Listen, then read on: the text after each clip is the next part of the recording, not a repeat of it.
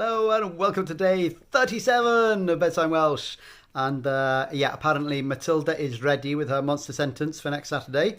And Anghana's giving you a thumbs up from the distance.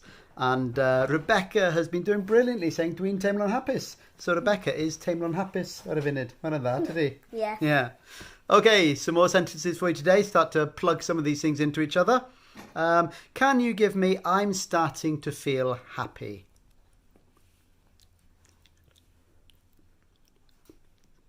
Dwi'n dechrau teimlo'n hapus. Dwi'n dechrau teimlo'n hapus. Da iawn. How about because I'm speaking Welsh?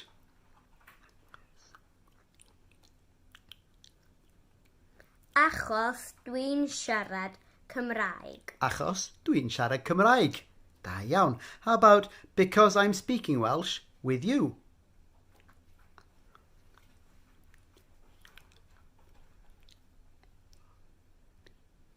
Achos dwi'n siarad Cymraeg hefo chdi.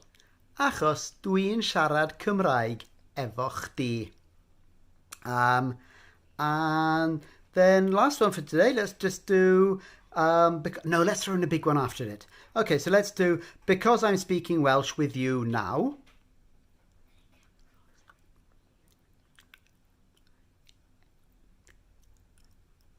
Achos dwi'n siarad Cymraeg hefo chdi rŵan.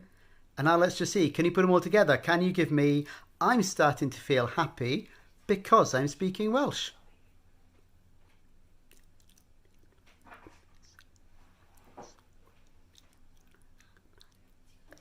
Dwi'n dechrau teimlo'n hapus dwi'n... Achos. Achos dwi'n siarad Cymraeg. Da iawn ti boi, da iawn.